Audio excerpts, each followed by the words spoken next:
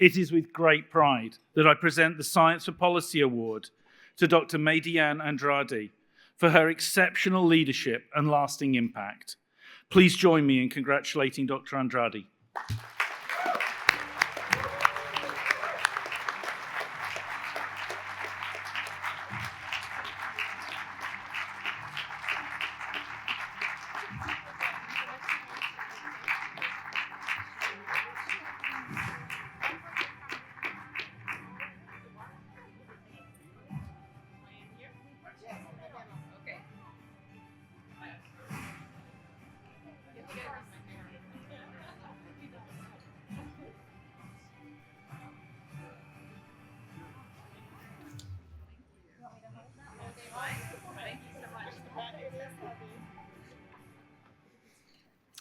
Thank you so much for this incredible honor.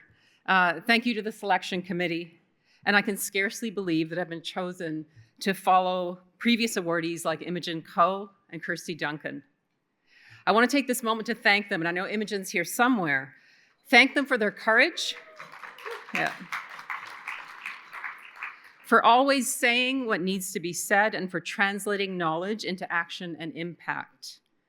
Thank you to everyone at the Canadian Science Policy Centre for this conference, which connects scientists and policymakers in service to the common good. Maydianne, I'm particularly grateful to you for your vision in founding the centre and for being part of what I call my activist origin story. You may not remember, but in 2013, you invited me to sit on a panel. It was the first panel I ever sat on, and I was terrified.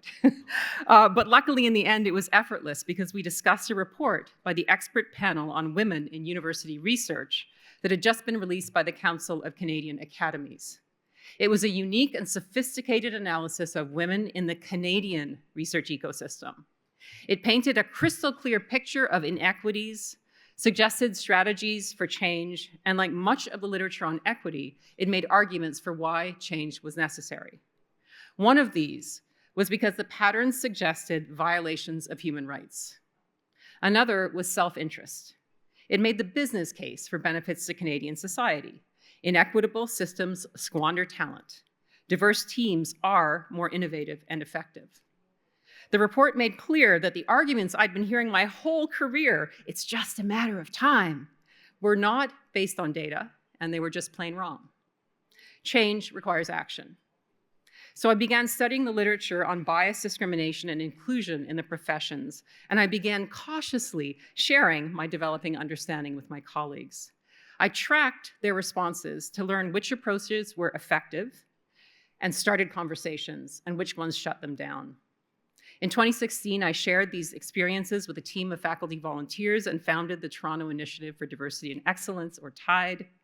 We offer peer-to-peer knowledge translation and practical advice for creating more inclusive professional cultures in STEM and other fields.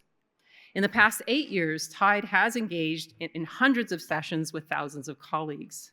And within the University of Toronto, we feel that we've helped to lay the groundwork for the acceptance of new inclusive programs that require buy-in at the grassroots level, not just among leadership.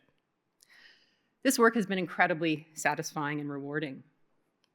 But in line with saying what needs to be said, while change was happening, and we saw it happening for some women, I found that Canadians were much less receptive to learning about the unique discrimination faced by Black Canadians.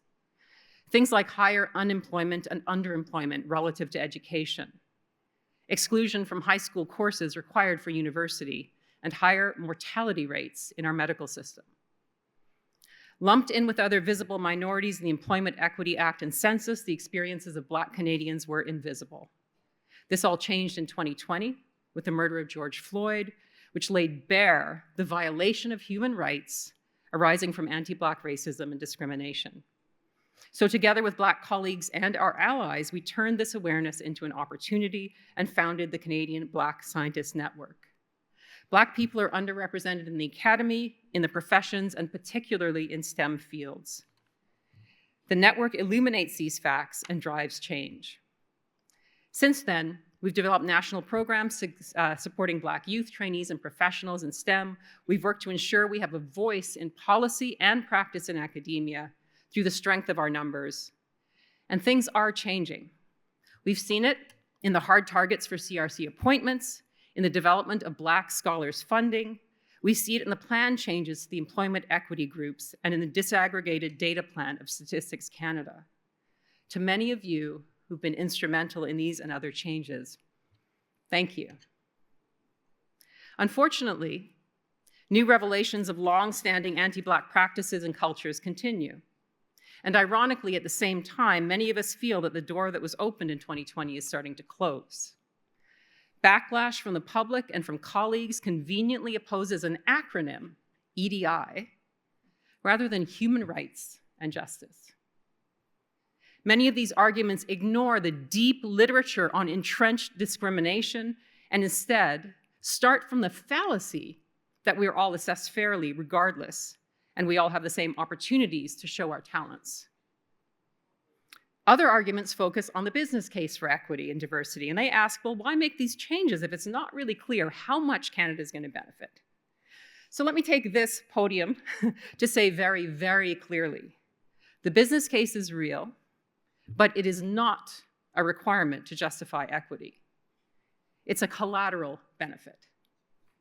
What we are fighting for, justice and human rights that are guaranteed to all of us by the laws of our country. That is what we're fighting for. I'm grateful to everyone working in Canadian organizations and all levels of government who have been standing with us shoulder to shoulder in this effort.